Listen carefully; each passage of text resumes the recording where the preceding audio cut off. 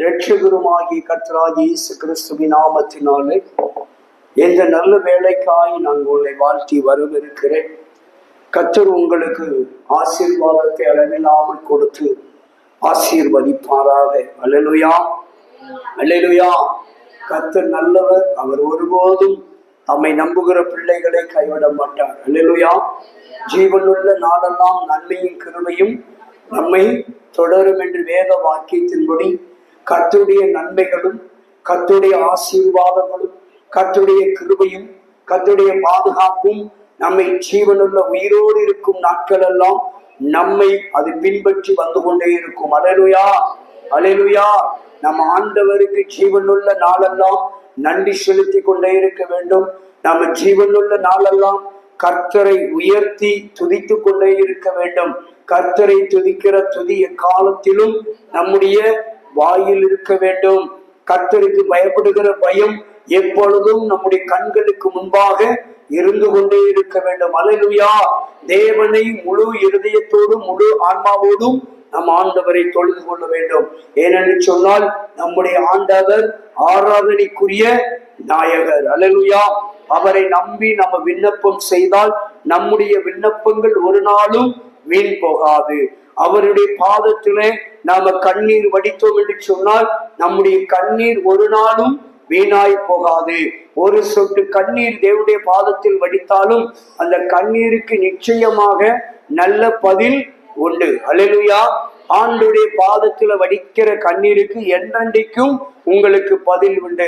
ஒருவேளை இந்த உலகத்தில் உபத்திரவங்கள் நமக்கு அதிகமாய் இருக்கலாம், பாடுகள் உங்களுக்கு அதிகமாய் இருக்கலாம், வேதனைகள் அதிகமாய் இருக்கலாம், வருத்தங்கள் அதிகமாய் இருக்கலாம், துன்பங்கள் அதிகமாய் இருக்கலாம். இவைகளெல்லாம் நினைத்து நினைத்து ஒவ்வொரு நாளும் நீங்கள் கண்ணீர் வடித்து கொண்டிருப்பீர்கள் என்று சொன்னால் நிச்சயமாக கண்ணீரை துடைக்கிற தேவன், ஆகாரின் கண்ணீரை கண்ட தேவன், அன்னாளின் கண்ணீரை கண்ட தேவன் நிச்சயமாக உங்களுடைய கண்ணீரை காண்கிற தேவனாகவே இருக்கிறார். அல்லேலூயா.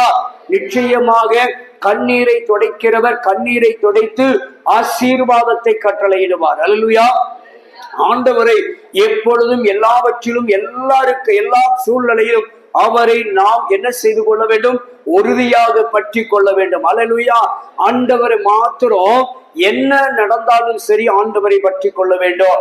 ஆண்டவரே ஸ்தோத்திரம், தந்தாலும் ஸ்தோத்திரம், தராவிட்டாலும் ஸ்தோத்திரம், சாப்பிட்டாலும் ஸ்தோத்திரம், சாப்பிடாவிட்டாலும் ஸ்தோத்திரம் ஆண்டவரே என்று சொல்லி ஆண்டவருக்கு எல்லா சூழ்நிலையிலும் எல்லா நேரங்களிலும் நாம ஸ்தோத்திரம் பண்ணி பழக வேண்டும். ஏனென்றால் நம்முடைய கர்த்தர் ஸ்தோத்தரிக்கப்படத்தக்கவர். அல்லேலூயா.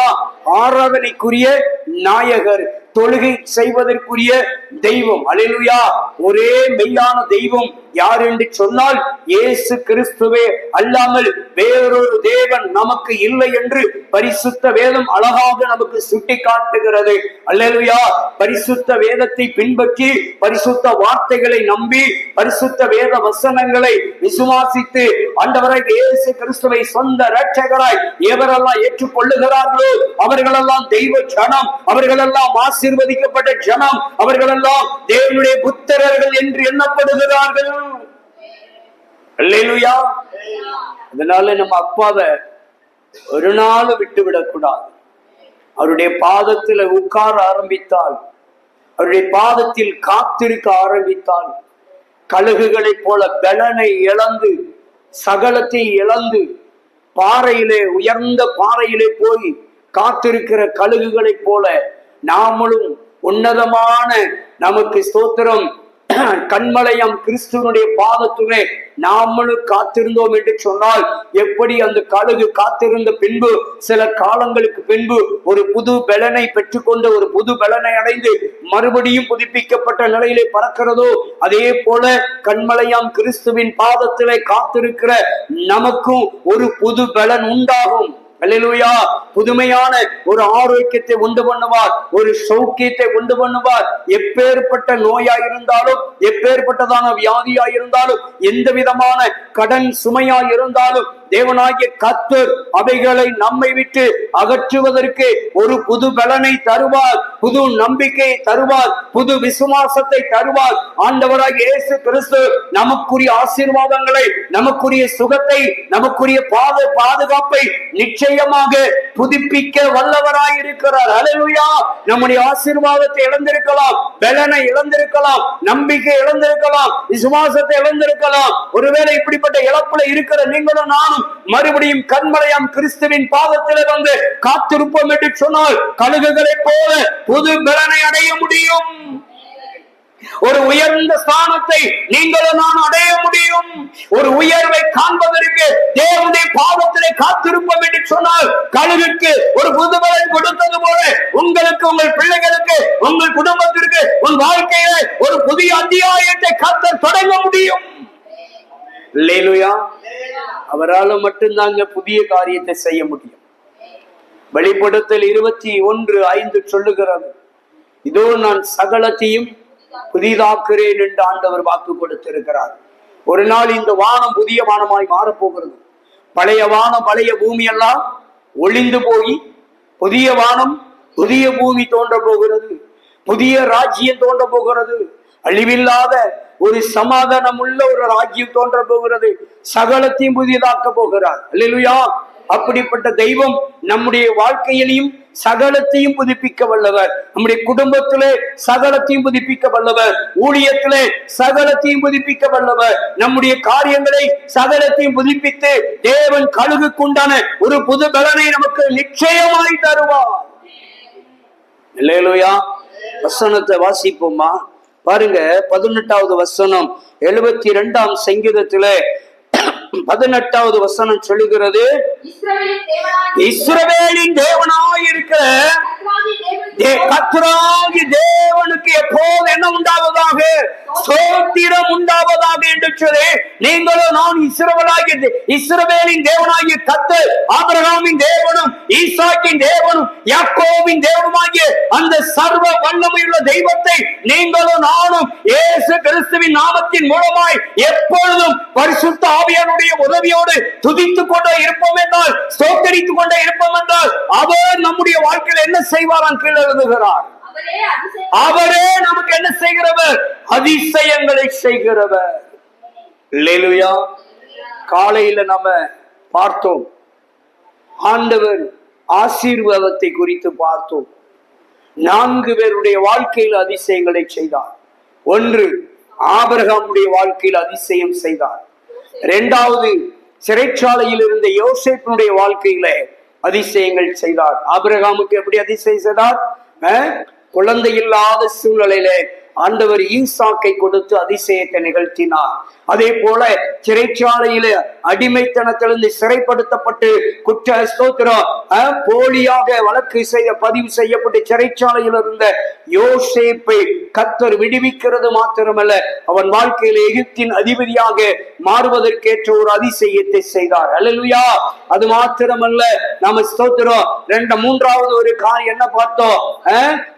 கழுதையை தேடி வந்த கழுதை குட்டிகளை தேடி வந்த வாலிபன் சவுலுடைய வாழ்க்கையில தேவன் ஒரு பெரிய அதிசயத்தை செய்தார். ராஜ பட்டாபிஷேகத்தை கொடுத்து அதிசயம் செய்தார்.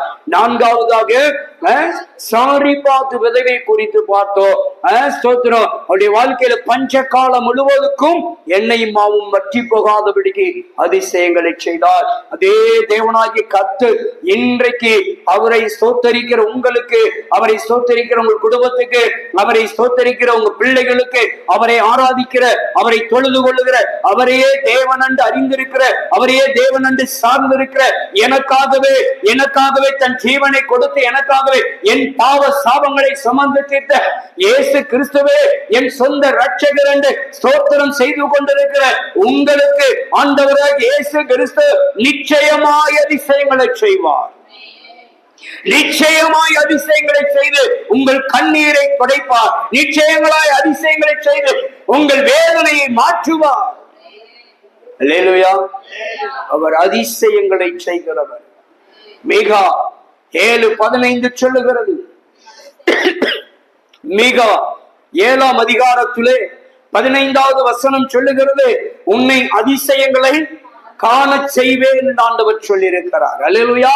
அப்படி என்றால் உங்களை என்னையும் அதிசயங்களை காண பண்ண செய்கிற தெய்வத்தை நீங்களும் நானும் சரியாக ஸ்தோத்திரம் உண்டாவதாக ஸ்தோத்தரித்து அவரை உயர்த்தி கொண்டு இருப்போம் என்றால் நிச்சயமாய் நம்முடைய வாழ்க்கையில அதிசயங்களை காண பண்ணுவார்.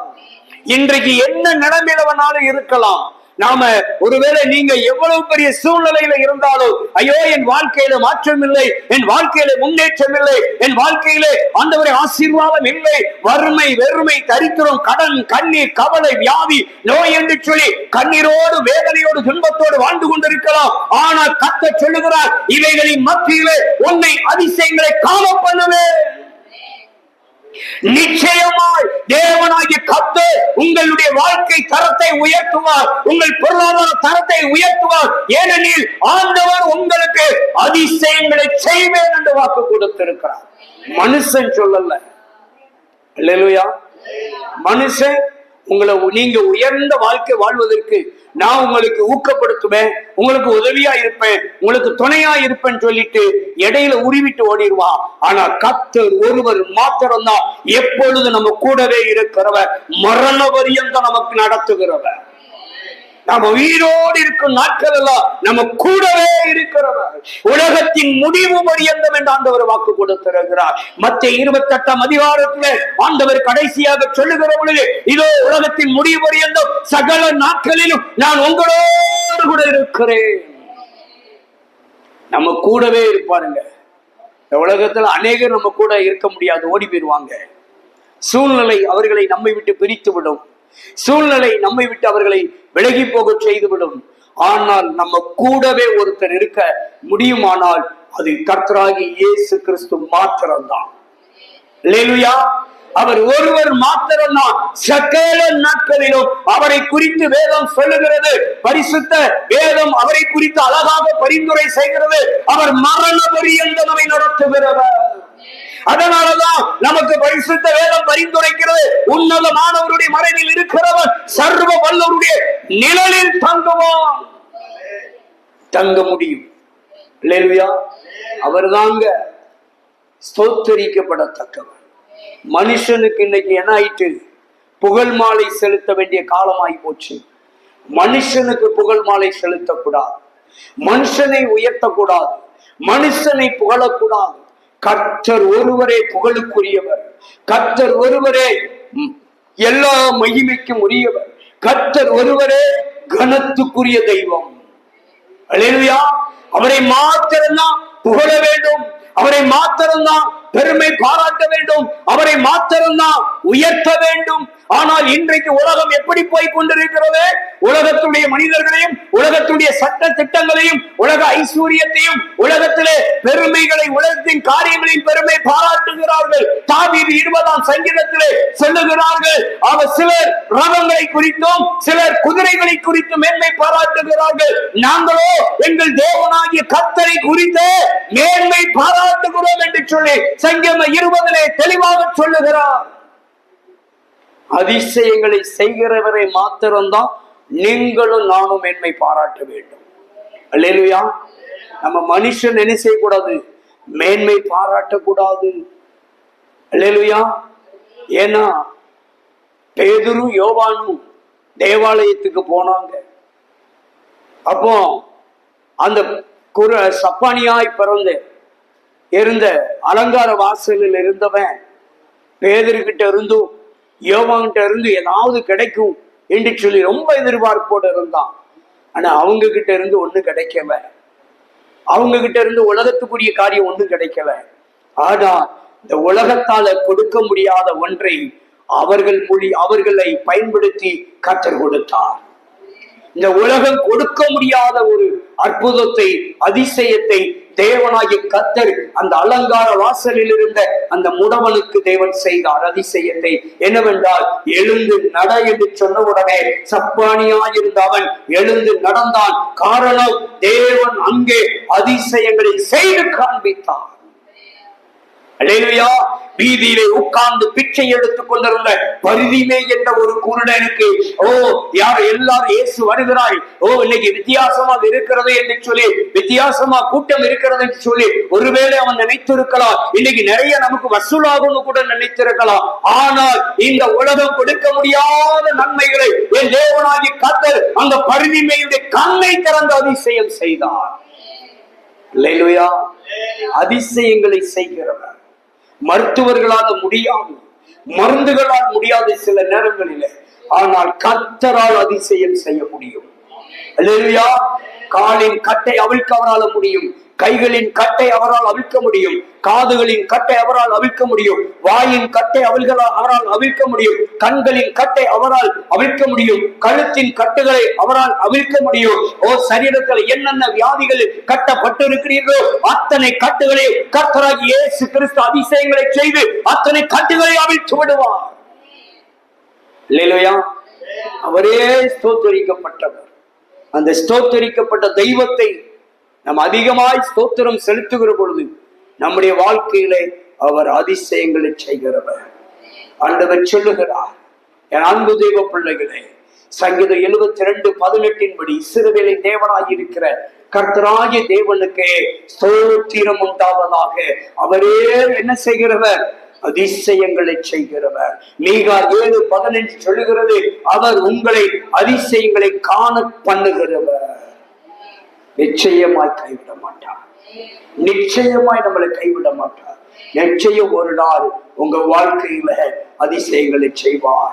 இந்த சத்தியத்தை கேட்கிற பார்க்கிற உங்க வாழ்க்கையில, உங்க குடும்பத்துல, உங்கள் வருமானத்துல, உங்க சரீரத்துல ஆண்டவர் உங்களுடைய எல்லா விதமான எதிர்பார்ப்பிலும் வேண்டுதலை விண்ணப்பத்திலும் அதிசயங்களை நிச்சயமாய் செய்வார். அவர் உங்களை அதிசயங்களை காண பண்ணுவார். சோர்ந்து போகாமல் அவரே எப்பொழுது ஸ்தோத்திரம் செலுத்திக் கொண்டு, அவரே எப்பொழுது மேன்மை பாராட்டிக் கொண்டு, அவரையே உயர்த்தி பாருங்க. நிச்சயமாய் உங்கள் வாழ்க்கையிலே கர்த்தராகிய இயேசு கிறிஸ்துவின் நாமத்தினால் பிதாவாகிய தேவன் பரிசுத்த ஆவியானவர் மூலமாய் பலத்த காரியங்களை செய்வார். நல்லது நடக்கும். அல்லேலூயா. நிச்சயமாய் அதிசயம் செய்வார். நீங்கள் அதிசயங்களை காண்பீர்கள். அப்படி கண்களை மூடுவோமா? கிருபை நிறைந்த பரிசுத்தமுள்ள பரலோக பிதாவே, இந்த நல்ல வேளைக்காக உமக்கு ஸ்தோத்திரம். நாங்கள் ஆராதிக்கிற தேவனாகிய கர்த்தாவே, உண்மையே நாங்கள் எங்கள் வாழ்நாள் எல்லாம் ஸ்தோத்திரிக்கிறோம் அப்பா. உண்மை தவிர ஆண்டவரே ஸ்தோத்திரம் செலுத்துவதற்கு, மகிமை செலுத்துவதற்கு வேறு எவரும் நிகரில்லை ஆண்டவரே. உண்மை அன்றி வேறு ஒருவரும் இல்லை அப்பா. நீரே மெய்யான தெய்வம். எல்லா ஸ்தோத்திரத்துக்கும் கனத்துக்கும் எல்லா மகிமைக்கும் துதிக்கும் நீர் ஒருவரே தகுதியானவர். நீர் ஒருவரே நிகரானவர் அப்பா. ஆகையால் உமக்கே நாங்கள் நன்றி செலுத்துகிறோம். உண்மையே நாங்கள் உயர்த்தி போற்றி துதிக்கிறோம் ஆண்டவரே. உம்முடைய காரியம் ஆண்டவரே ஸ்தோத்திரம். உம்முடைய நாம என்றைக்கு மகிமைப்பட்டு இருப்பதால் உண்மையே மேன்மை பாராட்டுகிறோம் ஆண்டவரே. உலகத்தை அல்ல, உலகத்தின் காரியங்களை அல்ல, ஒருவரையே கல்வாரி சிலுவையிலே எனக்காக தன் ஜீவனை கொடுத்து மரித்து 3ஆம் நாள் உயிர்த்தெழுந்த எங்கள் கர்த்தராகிய இயேசு கிறிஸ்துவையே நாங்கள் மேன்மை பாராட்டுகிறோம். உண்மையே நாங்கள் ஸ்தோத்திரம் செலுத்துகிறோம் மக்கள். ஏனெனில் எங்களுடைய வாழ்க்கையில நீர் ஒருவர் மாத்திரம் அதிசயங்களை செய்ய முடியும். நீர் ஒருவர் மாத்திரம் எங்கள் வாழ்க்கையில அதிசயங்களை காண செய்ய முடியும். ஆகையால் உண்மையே நாங்கள் ஸ்தோத்திரிக்கிறோம். நாங்கள் நிச்சயமாய் அதிசயங்களை காணப்படுவதற்காய் ஸ்தோத்திரம். ஆண்டவரே, உங்க பிள்ளைகளுடைய வாழ்க்கையில அதிசயங்களை அற்புதங்களை காண செய்யப்படுவதற்காய் உமக்கு ஸ்தோத்திரம். நீர் அற்புதங்களை செய்வதற்காய் ஸ்தோத்திரம். ஆச்சரியமான காரியங்களை செய்வதற்காய் ஸ்தோத்திரம். உடைய நல்ல திருநாமம் மகிமைப்படட்டும். இயேசு கிறிஸ்துவின் நாமத்தில் ஜெபிக்கிறோம் நல்ல பிதாவே. ஆமென். நல்ல